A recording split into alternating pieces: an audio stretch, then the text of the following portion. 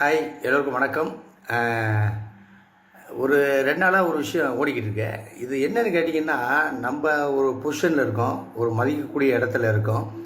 நம்ம ஒரு விஷயத்தை வார்த்தைகளை பிரயோகிக்கும் போது கேர்ஃபுல்லாக பிரயோகிக்கணும். குறிப்பாக பெண்கள் சம்மந்தமாக பேசும்போது ரொம்ப கேர்ஃபுல்லாக பேசணும். ஓகேங்களா? அது மிகப்பெரிய ஒரு தவறான ஒரு விஷயம். அதாவது அது தமிழக பெண்களாகட்டும், அவங்க வேறு எந்த கட்சி ரீதிய பெண்களாகட்டும், பொதுவாக பெண்களை பற்றி பேசும்போது கொஞ்சம் ரெஸ்பெக்டாக பேசுகிறதா நமக்கு நல்லது, நம்ம இருக்கிற பொசிஷனுக்கு நல்லது. அது அந்த இடத்துக்கு வந்த பிறகும் அது தெரியாமல் நீங்கள் பாட்டு கொந்தளிச்சு பேசுகிறதுனால 10 பைசா பிரயோஜனம் கிடையாது. ஓகேவா? நம்ம வீட்லேயும் பெண்கள் இருக்காங்க, அம்மாவாக இருப்பாங்க, தங்கச்சியாக இருப்பாங்க, நம்ம மகளாக இருப்பாங்க, எல்லாமே இருப்பாங்க. அதனால் கொஞ்சம் வார்த்தைகளை பார்த்து பிரயோகிக்கணும். நான் இப்போ சொல்லும்போது தெரிஞ்சிருக்கேன் உங்களுக்கு நான் யாரை பற்றி பேசுகிறேன்னு சொல்லிட்டு.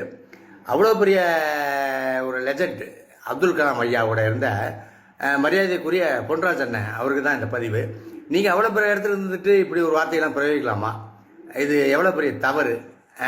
உங்களை ரொம்ப ரெஸ்பெக்டாக எல்லோரும் பார்க்குறாங்க, நானும் அதில் ஒருத்தேன். ஆனால் இப்போ சமீப காலமாக நீங்கள் தாவேக்காவை பற்றியோ தாவேக்கா தலைவரை பற்றியோ அங்கே கட்சியில் இருக்கிறவங்களை பற்றியோ நீங்கள் பேசுகிறது முற்றிலும் தவறு. அந்த மாதிரி பேசுகிறதுக்கு உங்களுக்கு யார் ரைட்ஸ் கொடுத்தா? ஃபஸ்ட்டு ஒரு தனிநபரை நீங்கள் எப்படி அந்த மாதிரி பேசுகிறீங்க?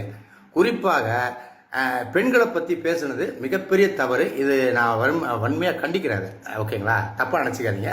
உங்களை எனக்கு தெரியும், எனக்கும் உங்களை தெரியும். அதனால் நீங்கள் தயவுசெய்து ஏதாவது ஒரு சந்தர்ப்பத்தில் இதுக்கான அப்பாலஜிஸ், அதாவது ஒரு சாரி கேட்டிங்கன்னா நல்லாயிருக்கும். இது ஒரு நடிகராகவோ ஒரு கட்சி ரீதியாகவோ நான் இது கேட்கல, ஒரு மனுஷனாக உங்கள்கிட்ட கேட்குறேன். நன்றி.